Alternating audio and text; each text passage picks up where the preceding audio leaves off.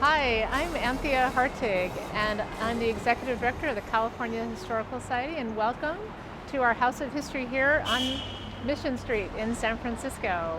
I'm going to take you inside this wonderful 1922 commercial building that the Historical Society rehabilitated in the mid-1990s and take you through curating the Bay, crowdsourcing a new environmental history. So welcome to the main galleries of the California Historical Society. Here you can see our exhibitions. You can go through the galleries to our research library, which is kind of our portal to our amazing collection of millions of historic documents, photographs, paintings, sketches, diaries, and a whole host of other historic materials that you can learn about California's rich and diverse and complicated pasts.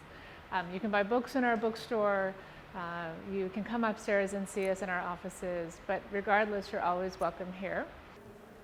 The islands of San Francisco Bay, Goat, which became Treasure Island when it was greatly expanded and filled in. Here's Goat Island, and then historically a small island in the bay. And then this was all fill, where the World's Fair, the Pageant of the Pacific in 1939 took place, and for a while where they thought that they would put the San Francisco International Airport, which didn't last very long as a thought, but an amazing World's Fair, and one of the last big ones held in the United States. To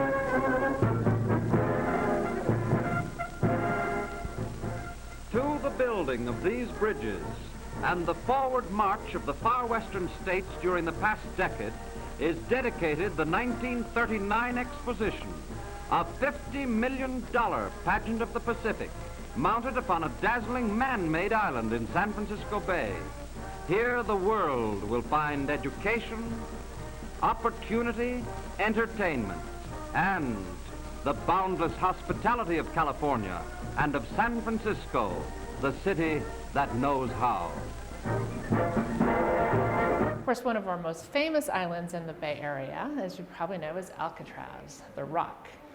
So over here, we take you first to kind of a pastoral, kind of beautiful painting from 1888 by Thomas Ross of Alcatraz. Interestingly, we think Alcatraz was always used in a variety of ways, especially by native Californians, both as a special place for collecting. Sometimes some of the other stories we've heard also indicate that maybe tribes would send people there if they needed some solitary time, so kind of not unlike it was used by the military. But by 1850s, it was used by the United States military, both to imprison their own, but as well as California Indians. Some of you may have heard about the important occupation of Alcatraz, and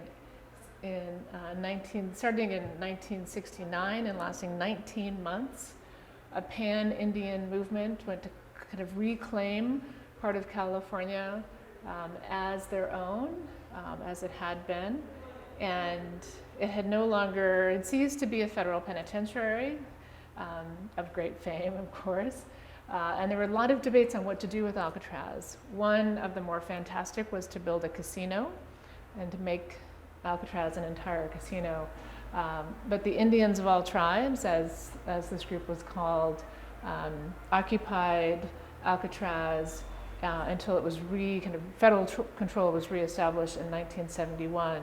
But this became a really important kind of mobilizing moment for Native rights and Native activism, both here as well. And I really like it and enjoy its complications here in this exhibition, because it all, of course, took place in the same Bay landscape.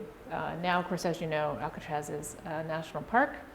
And when they were restoring parts of Alcatraz, they left a lot of both the painting and the signs of the native occupation, which was, I think, a wonderful move on the part of the National Park Service. So you kind of get the sense of how complicated and layered all of our places are, but especially even just this one little rock.